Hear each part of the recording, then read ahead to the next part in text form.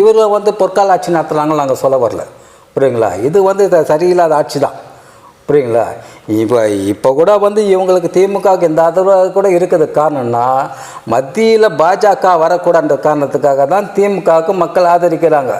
இதே வந்து இவங்க வந்து இப்போ கலைச்சிட்டு சட்டமன்ற தேர்தல் வைக்க சொல்லுங்களேன். இப்போ பாஜகவும் திமுகவும் வந்து ரொம்ப எதிர்த்துருவமாக இருக்குன்னு நம்புறீங்களா?